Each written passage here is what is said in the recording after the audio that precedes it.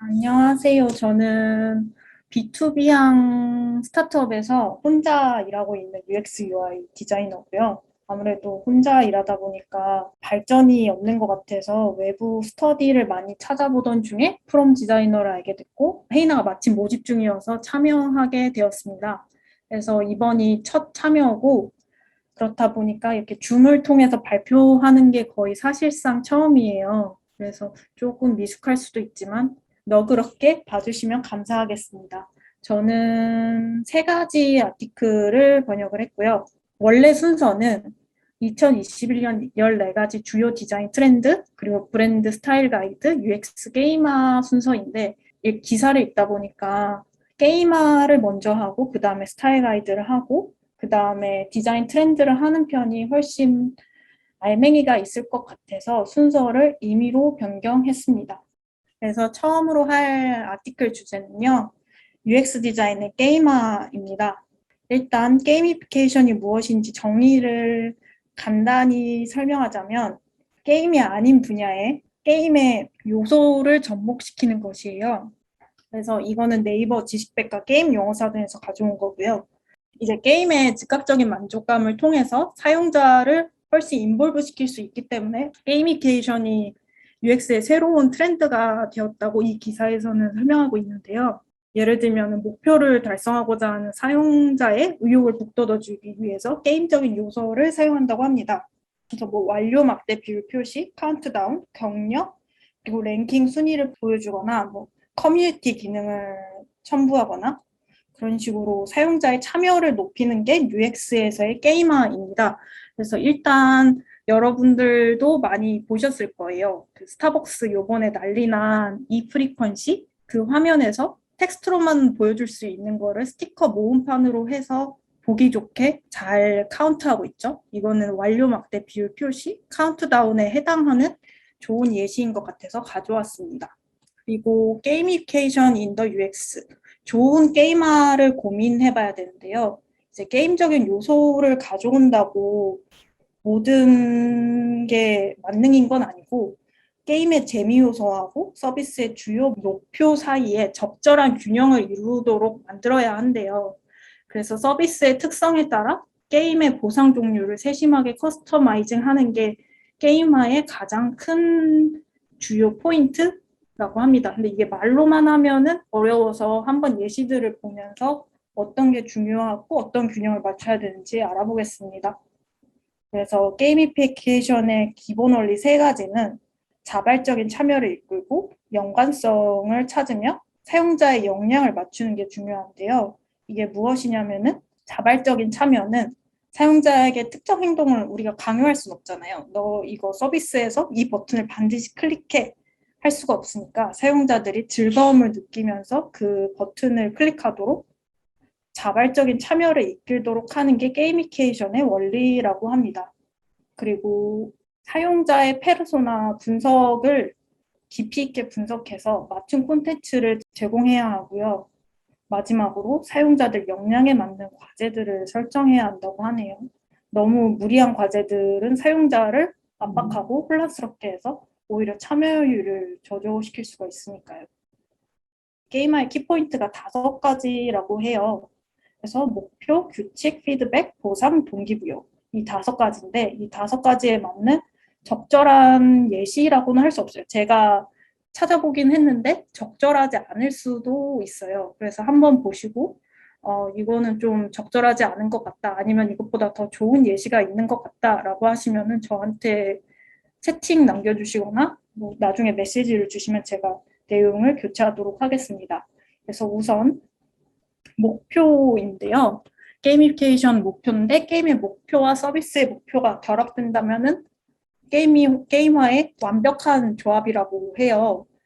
투두메이트라고 이제 얼마 전에 런칭한 앱인데 저는 되게 재밌게 사용하고 있거든요. 이거 사용하시는 분이 얼마나 계신지 모르겠지만 이게 투두메이트가 어떤 거냐면은 기본은 체크리스트예요. 근데 이제 제 친구하고 팔로잉을 해놓으면은 제 친구에게 제가 오늘 11시에 강남의 강구에 알림이 가요. 그러면은 친구가 제 스케줄을 체크한 게 확인되면은 좋아요를 누를 수 있어요. 그래서 SNS의 좋아요 기능과 체크리스트의 서비스가 잘 합쳐진 예라고 볼 수 있어서 가져왔는데요. 그래서 친구와의 소통, 기능, 좋아요, 알림이 어떻게 보면 즉각적인 반응인 거잖아요. 즉각적인 반응 또한 게임화의 일종이라서 게임화의 원리를 체크리스트, 스케줄 관리라는 앱의 목표와 일치시켜서 사용자의 참여를 이끈 좋은 예시이지 않을까 하고 가져왔습니다. 이 서비스 되게 재밌어요. 그래서 친구한테 내가 오늘 아침에 영양제 먹었다? 라는 그런 알림까지 보낼 수 있거든요. 그리고 제 친구가 집들이 선물을 샀다. 그러면 제가 거기 가서 좋아요를 눌러줄 수 있어요. 되게 간단한 서비스인데 은근 흥미로운 것 같아서 소개하고자 가져왔습니다. 다음은 규칙이에요. 사용자 맞춤 규칙이 필요하다고 했잖아요. 왜냐하면 사용자가 규칙이 너무 부담스러우면 오히려 참여를 안 할 수 있기 때문에 사용자 맞춤 규칙이 필요한데 저는 이것에 가장 적절한 예시를 카카오뱅크 26주 챌린지 적금이 아닐까 했어요. 이거 한 번씩은 보셨을 거예요. 한 1,000원씩 할 수도 있고 2,000원씩 할 수도 있고 3,000원씩 할 수도 있는데 이제 사용자가 자기 자산에 따라서 매주 증액 금액을 설정한 뒤에 26주 챌린지를 시작하는 거예요.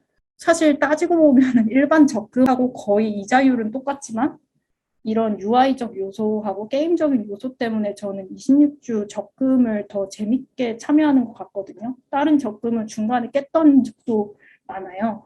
근데 이제 이 26주 적금은 니니니즈가 귀여워서라도 끝까지 하려고 노력하게 되더라고요. 그래서 이것도 일종의 좋은 게임화의 UX 도입이지 않을까 해서 예시를 가져왔습니다.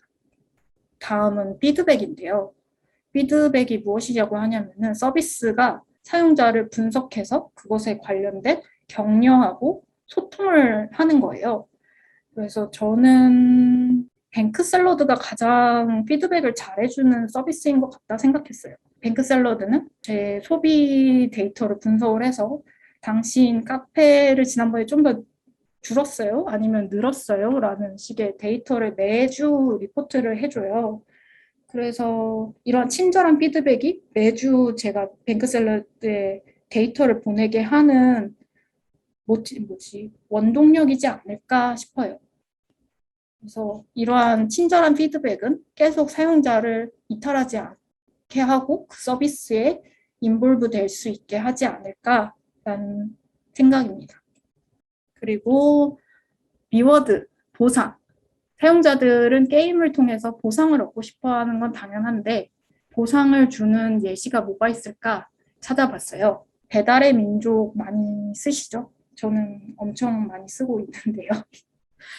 배달의 민족이 매번 주문 횟수에 따라서 다른 신분을 부여를 해요. 신분이라고 하니까 좀 그런데 이제 귀한 분, 고마운 분, 더 귀한 분, 천생연분 이런 식으로 등급을 매겨요. 이게 별거가 아닌데 만약에 제가 월 4회를 해서 귀한 분에서 벗어나면은 좀 약간 저는 제 기준에서는 이 한 번 채우면 귀한 분 다음 달에도 귀한 분인데 이 신분을 유지하려고 한 번 더 시킬 때가 있거든요. 저는 그럴 때가 있어요. 물론 귀한 분 타이틀을 얻으면은 그에 맞는 월간 쿠폰북이 주어져서 그것도 하나의 좋은 보상이겠죠. 그런 식으로 사용자에게 보상을 주고 더욱더 앱의 서비스를 사용하게 하는 게 게임화의 좋은 예시라고 생각했습니다. 그리고 이제 마지막으로 게임화의 동기부여를 보실 텐데요. 이제 동기부여는 두 가지가 있대요. 하나는 외적인 것에서 오는 동기부여하고 또 하나는 서비스 본질에서 오는 동기부여인데 본질적인 동기부여는 서비스 내 성취에 대한 호기심으로 이어지지만 외적인 보상에서 오는 동기부여는 보상을 얻기 위한 형태로 발생. 그래서 처음엔 이게 말이 이해가 안 돼가지고 열심히 계속 해석을 했는데 제가 해석한 바에 의하면은 외적인 보상은 네이버 블로그 챌린지 아시나요? 네이버 블로그 챌린지라고 지난달인가 지지난달에 5월달에 했던 블로그의 대대적인 이벤트였는데 일주일 동안 일기를 쓰면은 이제 하루도 빠짐없이 일기를 쓰면은 네이버 포인트를 15,000원 주는 이벤트였어요. 근데 이제 저는 15,000원을 받기 위해서 하루도 빼먹지 않고 알림을 맞춰서 글을 썼는데 기간이 끝나니까 전혀 쓰게 되지 않더라고요, 블로그에 글을. 그래서 이러한 네이버 포인트는 외적인 보상에 해당하고 본질적인 동기부여는 내가 블로그에 글을 씀으로써 인해 얻는 것들, 블로그에 글을 통해서 얻는 것들이 본질적인 동기부여이지 않을까라고 생각을 했습니다. 그래서 외적인 보상은 일시적인 참여를 유도할 수는 있지만 장기적으로 봤을 때는 서비스에 크게 도움이 되지 않는 요소이지 않을까라고 생각을 했습니다. 마케팅 쪽에서는 블로그에 대한 인식을 높일 수 있어서 어떻게 평가될지 모르겠는데 서비스의 장기적인 참여 입장에서는 이 블로그 챌린지가 얼마나 기여를 했는지는 저는 확인을 못하겠다고 판단을 했거든요. 이런 5가지 요소를 받고 게이머의 적절한 요소가 사용된 서비스가 또 뭐가 있을까 찾아봤는데 이제 저는 그 중에 하나가 토스이지 않을까. 토스가 피드백하고 보상을 굉장히 잘 주는 편이에요.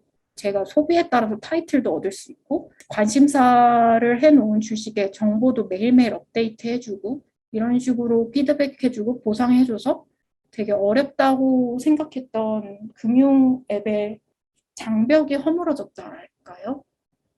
어렵고 외면하고 싶은 금융 서비스의 게임화 요소를 잘 접목해서 사용자 참여를 높인 좋은 예이지 않을까 하고 가져왔습니다.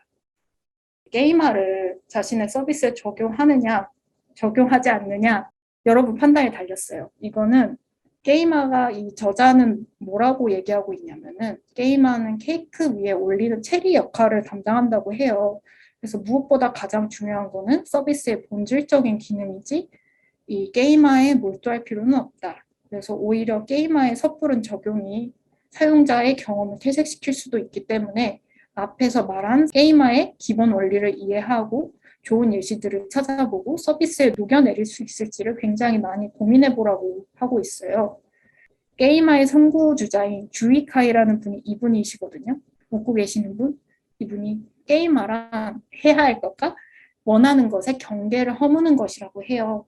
그래서 우리가 살아가는데 반드시 필요한 일을 하면서 재밌게 노는 중이라고 느끼게 하는 게 게이머의 기본 원리다라고 말하고 계십니다. 아까 토스 예시를 들었다시피 어렵고 재미없고 하기 싫은 일에 게이머 요소를 잘 접목한다면은 하기 싫은 일과 해야 하는 일과 그리고 좋아하는 일 사이의 경계를 허물 수 있지 않을까라고 생각을 합니다. 그렇지만 이러한 게임화는 매우 어렵기 때문에 서비스 설계와 가치에 대해서 굉장히 많이 고민을 하고 유저 분석을 해야 된다라는 결론을 내릴 수 있을 것 같습니다. 여기까지가 첫 번째 UX 디자인의 게이머였고요.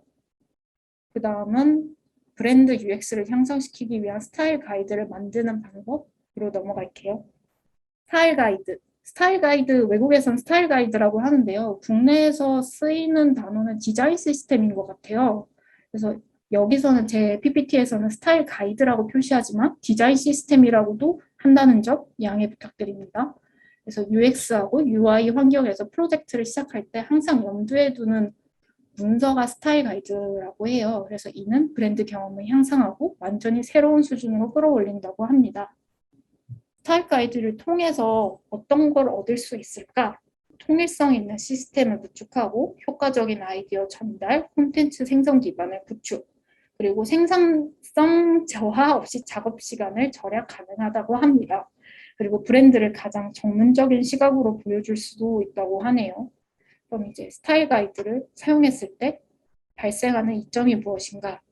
프론트엔드 개발자가 CSS, HTML을 쉽게 작성 가능하고 색상 정보를 가져올 수 있고 UI 컴포넌트, SVG 파일을 빠르게 찾아 적용할 수 있고 UX, UI 디자이너가 빠르게 반응형 레이아웃을 제작할 수 있다고 합니다. 그리고 SNS 담당자나 크리에이티브 작가들이 일관된 브랜드 톤을 가진 콘텐츠를 생성할 수 있게 하는 게 스타일 가이드라고 해요. 그래서 프론트엔드 개발자부터 디자인팀, 프로젝트 매니저, 기획자까지 모든 팀원들에게 도움을 줄 수 있는 문서라고 합니다.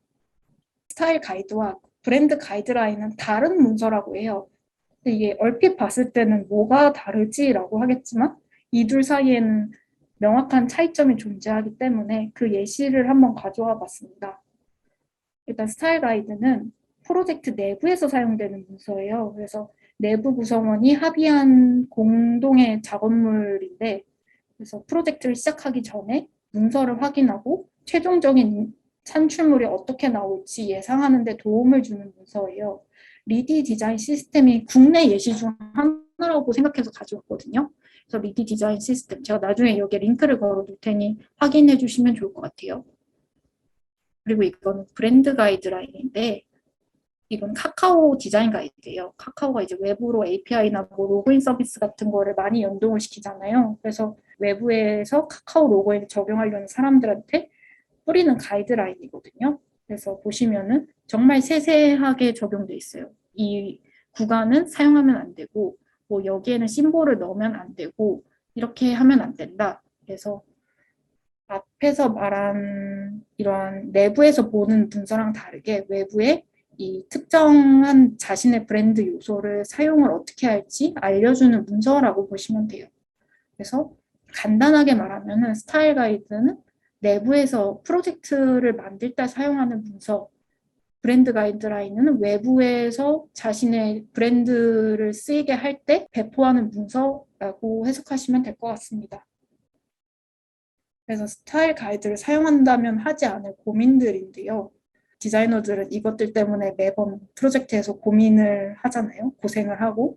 이런 게 미리 지정된 타이포그래피, 컬러 팔레트, 아이콘, 이미지, UI 컴포넌트, 컬러 설정, 뭐 코드 문서들이 미리 정리가 되어 있다면 시간을 절약하고 생산성을 업할 수 있겠죠.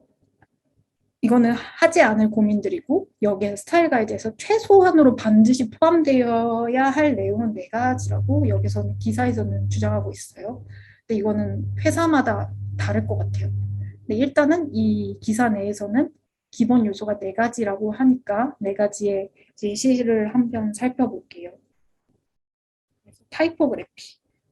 웹사이트에 거의 8알은 타이포그래피에서 온다고 하죠. 그래서 미리 자간행간 설정을 해두고 읽기 편한 위계 설정을 해두면은 전혀 다른 사용자의 경험을 제공한다고 해요. 그래서 글자의 헤드라인 그리고 본문 설체 다양하게 설정을 해놓은 것 같은데 이거는 스포카 디자인 가이드라인을 가져온 거거든요. 이 사이트의 스포카 디자인 가이드라인도 정말 잘 만든 디자인 가이드라인이에요. 나중에 한 번만 확인해 주시면 좋을 것 같습니다. 그리고 그 다음은 컬러 팔레트인데 다 아시는 내용이겠지만 그래도 한 번 더 정리하는 차원에서 사용자들의 구매 심리에 영향을 줄 수 있는 것이 컬러라고 해요. 그래서 브랜드의 톤을 반영하거나 뭐 특정한 이 브랜드를 생각했을 때는 이 컬러가 생각이 난다 할 정도로 사람들에게 특정한 감정을 줄 수 있는 게 컬러인데요. 컬러 팔레트는 간단하게 프라이머리 컬러, 세컨더리 컬러로 구성이 되어 있는데 이것도 말만 그렇지 그 안에서도 파벌을 여러 개 나눌 수도 있고 제가 스포카에서는 브랜드 컬러하고 서 컬러만 가져왔는데 스포카 내에서도 뭐 그레이스킬 컬러라든가 그 외에도 더 다양하게 색깔을 분류하고 있더라고요. 그래서 간단하게 말하면은 주요 컬러하고 보조 컬러인데 그 안에서 여러 가지 색상을 설정할 수 있다라고 생각하시면 될 것 같아요. 그 다음은 UI 컴포넌트인데 이제 컴포넌트는 다들 아시겠죠? 그래서 굳이 컴포넌트가 뭘로 구성되어 있는지는 가져오지 않고 컴포넌트가 어떤 역할을 하냐면은 사용자가 다음에 무엇을 해야 되는지 어떻게 해야 되는지 맥락을 설명해 주는 게 컴포넌트의 역할이라고 해요. 이거는 리디 디자인 시스템, 국내에서 디자인 시스템을 만든 서비스 중에 하나 리디 디자인 시스템에서 가져왔는데요. 여기서는 구매 컴포넌트, 아니면은 뭐 텍스트만 있는 경우 이렇게 활용하라고 해서 컴포넌트를 사전에 다 설정을 해놓고 서비스를 발전시키는 것 같아요. 리디 같은 경우에도 뭐 웹뷰어도 있고 모바일 뷰어도 있고 다양한 디바이스에 적응을 해야 되기 때문에 디자인 시스템을 만든 것이 아닐까라고 생각합니다. 디바이스에 다양한 대응을 하기 위해서 디자인 시스템을 만드는 것 같아요. 현재까지 디자인 시스템을 만든 국내 기업들은 마지막은 이미지 가이드라인인데요. 첫 마디 말보다 한 번 보는 게 더 낫다라는 말을 하고 있어요. 사용자가 만나는 그림에 브랜드의 비전을 반영하는 게 좋겠다라는 라고 하는데 이미지 가이드라인을 찾을 수가 없어서 브랜드 이미지를 가장 잘 사용하는 브랜드가 뭔가 하고 찾아봤을 때 유명한 브랜드는 배달의 민족이지 않을까. 배달의 민족은 자신들의 이미지가 어떤 게 먹히는지를 잘 알고 외부와 콜라보레이션 할 때도 그러한 이미지를 사용하는 것 같아요. 현대카드와 콜라보했을 때도 배달의 민족하고 관련된 것 같은 카드 이미지를 쓴 것만 봐도 공유되진 않았지만 내부에서 공유하는 문서가 있지 않을까라고 생각을 합니다. 이거는 기사에는 없는 건데요. 이러한 운영체제 스타일 가이드도 있어요. 서드파티 디자이너 개발자들이 운영체제에서 잘 작동하는 앱을 손쉽게 만들 수 있도록 가이드라인을 배포하는 건데요. 안드로이드에선 매터리얼 디자인, 그리고 iOS에선 HIG, 그리고 윈도우에선 플루언트 디자인 시스템인데 이것들은 너무 유명하니까 다들 아시겠지만 그래도 한번 되짚고자 자료를 넣었습니다. 그리고 마지막으로 국내 서비스 스타일 가이드는 제가 찾은 것들은 앞에서 말씀드렸던 스포카, 리디, 그리고 토스는 공유된 디자인 시스템은 문서는 찾을 수 없었지만 내부적으로 디자인 시스템을 적용을 해서 서비스를 설계할 때 많은 도움을 받았다라는 인터뷰는 많이 확인을 했어요. 그리고 뱅크 샐러드는 개발자와 디자이너 사이의 용어를 설정을 해서 훨씬 더 생산성을 높였다라는 게 BPL의 포인트인 것 같은데 저도 이거 기사 하나만 읽었는데 블로그 뱅크 샐러드 기술 블로그를 읽었는데 정확히 이해하지는 못해서 이러한 게 있다라고만 알아주시면 될 것 같아요. 그 다음은 소카도 디자인 시스템을 만들어서 자신들의 기술 블로그에 설명하고 있더라고요. 여기까지가 브랜드 UX를 향상시키는 스타일 가이드에 대한 기사의 내용이었고 마지막으로 2021년 14가지 주요 디자인 트렌드를 시작할게요. 제가 이 기사를 번역할 때 약간 고민을 했던 게 이미 7월 달이잖아요. 곧 일주일 뒤면 8월 달인가? 근데 2021년 14가지 트렌드를 하는 게 맞을지 사실상 지금은 2022년의 트렌드를 고민해야 될 텐데 그래서 이 기사는 그냥 한 귀로 듣고 흘리셔도 될 것 같지만 그래도 제가 3가지는 채워야 되니까 번역을 해왔습니다. 네, 하나 유의하셔야 될 게 국내 웹 디자인하고 해외 웹 디자인하고 좀 다른 것 같아요. 제 기준에서는. 국내 디자인은 어떻게 보면 갈라파고스 섬이라고 할 정도로 해외 디자인 트렌드하고 닮는 점이 없다고 저는 생각을 하거든요. 그래서 해외에서 이렇게 가져온 트렌드가 국내 웹에서는 잘 적용되지 않을 수 있다는 점 유의해 주시고 그리고 저는 웹 서비스보다 앱 서비스 위주로 찾아봐가지고 몇 가지는 좋은 예시를 찾지 못했어요. 제가 예시를 찾지 못한 거는 너그러이 양해를 부탁드립니다. 2021년 트렌드 눈의 편안한 색상 사용이에요. 사용자가 계속 화면에 노출되기 때문에 눈의 피로가 증가해서 눈의 피로를 더는 색상에 초점을 둔다고 하는데요. 이 기사에서는 파스텔 컬러를 많이 사용하고 있다고 하는데 파스텔 컬러는 브랜드 취향인 것 같고 국내 트렌드라고도 볼 수 있고 해외 트렌드라도 볼 수 있는 게 다크 모드 설정인 것 같아요. 이건 작년부터 유명했죠. 웬만한 대부분의 메이저 서비스들은 다크 모드를 지원을 하더라고요. 그래서 이것도 하나의 트렌드의 일종이다라고 생각해 주시면 될 것 같아요. 그리고 스크롤 애니메이션 추가, 시차 애니메이션 추가라는데 제가 스크롤 애니메이션이나 시차 애니메이션을 예시를 못 찾았어요. 그래서 나중에 좋은 예시가 있으면 저한테 찔러주세요. 이거는 제가 예시를 못 찾았으니까 넘어갈게요. 그래서 이 둘의 요지는 스크롤이라든가 뭐 시차를 통해서 사용자가 이 웹사이트를 경험하면서 단조롭지 않고 새로운 색다른 경험을 하기 때문에 즐겁게 서비스를 인볼브할 수 있다가 요점인 것 같아요. 4번째는 추상 이미지를 사용하는 게 트렌드라고 하는데 구체적인 이미지에서 추상적인 이미지로 분위기를 환기시킨다고 해요. 그래서 기하학적인 요소를 사용한다고 하는데 저는 뱅크 샐러드가 요번에 작년인가 로고를 변형한 걸로 알고 있거든요. 올해인가? 어쨌든 갑자기 이 B자, 블루투스 로고 같은 거에서 이런 추상적인 로고로 변경이 됐더라고요. 저는 이게 얼굴이라고 생각을 했는데 친구는 샐러드볼이다. 이거는 그릇이고 이거는 샐러드다. 라고 주장을 해서 이렇기 때문에 기본적인 요소를 탈피하고 이미지를 환기하는 좋은 예시이지 않을까라고 가져왔습니다. 그리고 이거는 제가 재밌게 사용하는 어플 중에 하나인데요. 트렌드 중에 하나가 실제 제품을 모방하는 거라고 해요. 근데 이 구닥이라는 어플 아시는지 모르겠는데 필름 카메라의 특성을 가져온 디지털 앱이거든요. 그래서 이거는 24장을 찍고 현상소에 맡기면 한 3일 뒤에 현상이 되는데 이 앱도 그 특징을 그대로 가져와서 24가지의 사진을 찍으면 3일 뒤에 사진이 현상이 돼요. 디지털 시간으로 3일. 그래서 당장 카메라를 볼 수 없어요.